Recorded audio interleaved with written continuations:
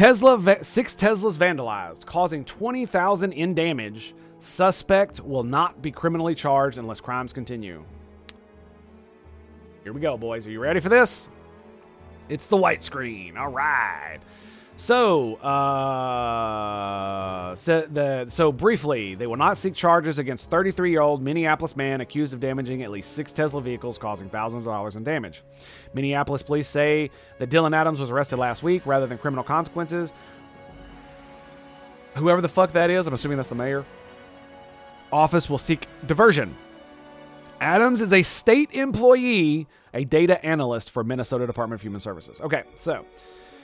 So basically, they identified. See, the Minneapolis Police Department did its job and identified and investigated a criminal trend, identified and arrested a suspect, and presented a case file to the county attorney office for consideration of charges. This case impacted at least 6 different victims, so there are 6 victims, and for a total of $20,000 in damages. So he really wasn't going to town on these guys. He probably just keyed them a little bit, right? Because I've seen some of them where it's like, oh, it's going to be $20,000 in damages just for this one incident. And it's like because they like took the key and drew like 15 different fucking things all over the goddamn thing and like threw bricks at it and stuff, you know. Any frustration related to the charging decision should be directed solely at her office. This is kind of where it gets off the rails a little bit for me. Our investigation is always frustrated when cases they poured their hearts into are declined. In my experience, the victims of these cases often feel the same. Okay, I understand. He's not being criminally charged. What the fuck's going on? And this is the point where I'm like, yeah, I'm thinking the same thing. I did pre-read this, so here's the thing. My client is remorseful. This is the lawyer of Dude Bro. We are grateful. Blah blah blah. Doesn't matter. The backstory: they arrested him last week. Each act of vandalism rose to felony vandalism offense, meaning the causing at least $1,000 in damages. In total, $20,000. Now here we go. He works for the state of Minnesota as a data analyst. So where does it talk about?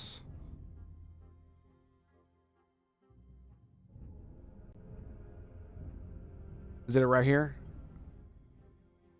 So, okay, here we go. Our main priorities are to secure restitution for the victims, and hold Mr. Adams accountable. As a result, we will file pre-charge diversion to best facilitate both of these goals. This approach, taken in many property crime cases, helps to ensure that individuals keep their jobs and pay restitution, as well as reducing the likelihood of repeated offenses. Criminal prosecution remains a possibility should the unlawful behavior continue. So, yeah, he's not being charged for committing these crimes. However, the main reason is because what they want him to keep his job so that he can pay restitution. And if this ends up happening, then I am 100% on board with this, because if they send his ass to jail, he can't pay restitution. He will lose his job, which he should lose his job at the state, but we can talk about that in a second. But he would lose his job and then be unable to make any payments at all. But if he keeps his job, then he can make restitution. He can pay for the things that he's destroyed.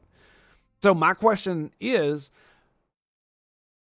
how do the victims feel about this? Because I'm not gonna lie, I would be pretty pissed if I heard, oh, he's not gonna be charged, and then I heard, oh, well, the reason they're not charging him is so he can keep his job and he can pay you back. Oh, okay, all right, well, sure. I don't know. I feel I would be conflicted, because it's like, sure, I want my money. That's true. But, I mean, he should go to jail. He really should go to jail.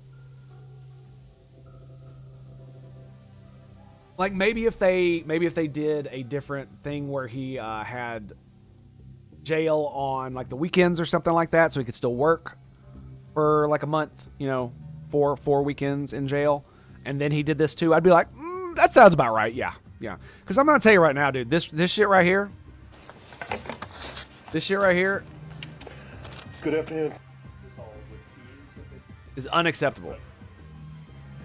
Unacceptable. They can't even get their fucking camera shit right. Look at this. Unacceptable behavior. State employee. Oh, you can't see it because of me. Here, let me get out of the way. Well, that was dumb. Excuse me for my technical. I bitched about them having technical difficulties, and I'm having them. So you couldn't see that, but yes, he was keying the car, and I'm assuming it's coming up right here. Oh, I'm in the wrong screen. Whoops. There we go. There it is. Walks right up to it. There it is. There it is. Yeah, this shit is completely unacceptable. 100%, hands down, no contest, unacceptable. I'm conflicted over what they're doing. I'm still think that they should probably make it to where he pays, where not only does he pay restitution, but he also has to serve jail time, or maybe some kind of community service stuff, you know, that kind of thing. Let's see that one we got. Okay, here's another one. These videos were all captured from the vehicle's cameras. Yes, that's correct.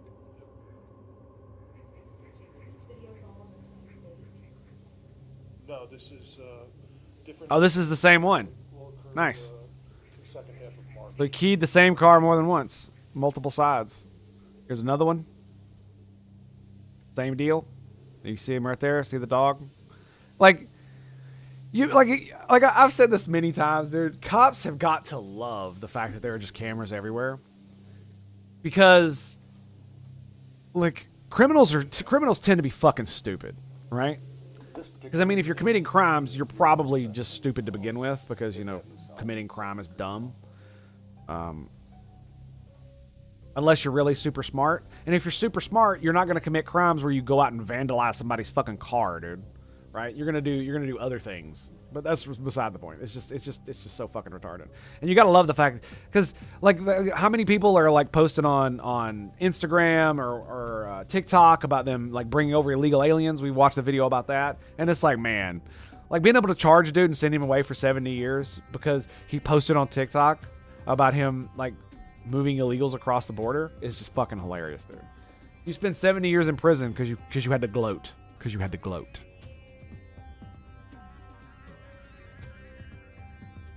Anyway.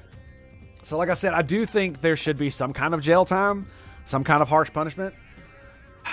But that's just because it's like, because the main reason I say that about him being punished, other than just restitution, is because of how bad the crime is. Because this is like a thing that's been going on for a while, and this is not okay. We need to put a stop to this. And so just making him pay restitution feels like it's not appropriate, considering what the rest of the bullshit that's going on in the country right now, with this bullshit, right? Specifically targeting Teslas and all that other stuff.